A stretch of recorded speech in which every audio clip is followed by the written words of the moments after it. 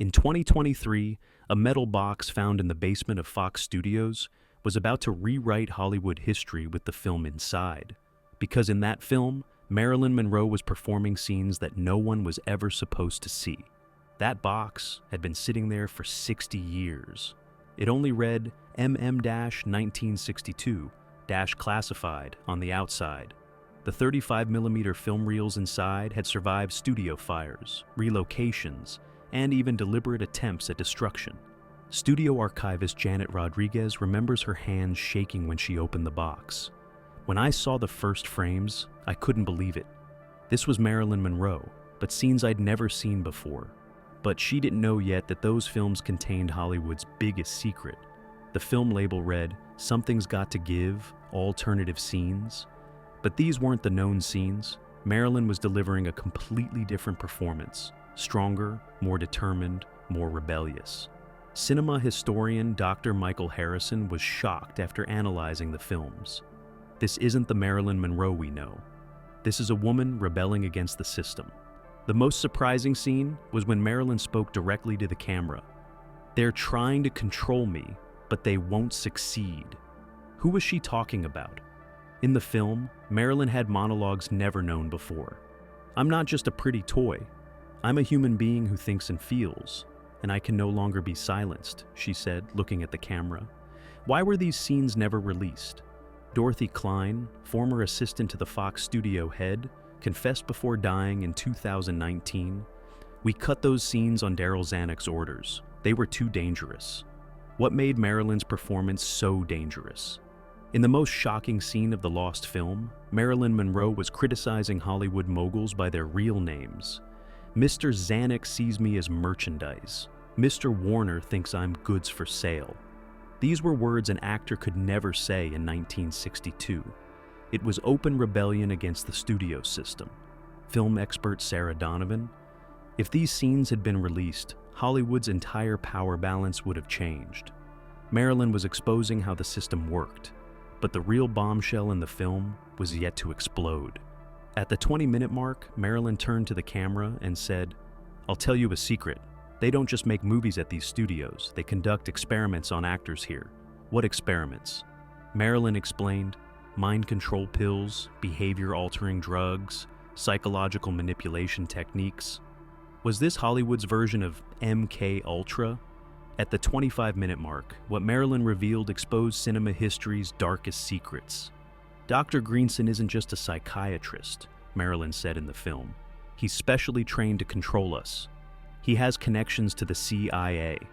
The cameraman zoomed in, showing the determination in Marilyn's eyes. "They did the same thing to Judy Garland, to Elizabeth Taylor too. They're chemically controlling all of us." Was there evidence for these claims? At the 30-minute mark of the film, Marilyn pulled out a small bottle from her pocket. "These are the vitamin pills they give me. I had them lab tested. They contain LSD." She showed the camera the pills in the bottle. "To keep us docile, so we don't question, so we don't rebel." Was this scene real, or was it Marilyn's acting performance? At the 40-minute mark, Marilyn's revelation would change everything. "This film might be my death warrant," Marilyn said, "but I don't care anymore. People need to know the truth." Silence. Then she continued, "My relationship with JFK isn't just about love. He was telling me state secrets, and I was threatening the studios with this information." Was this confession real? "The president showed me UFO files," Marilyn said. "The experiments at Area 51, alien technology. I know everything." The camera moved closer to Marilyn. "And the studio bosses know that I know. That's why they're trying to silence me." At the 50-minute mark, Marilyn's final confessions explained why this film was hidden. "If something happens to this film, you'll know I was silenced," Marilyn said.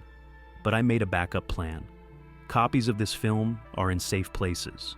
Which safe places? Marilyn didn't explain. "I gave one copy to Arthur Miller, one copy to Joe DiMaggio, and one more to..." The sound cuts off.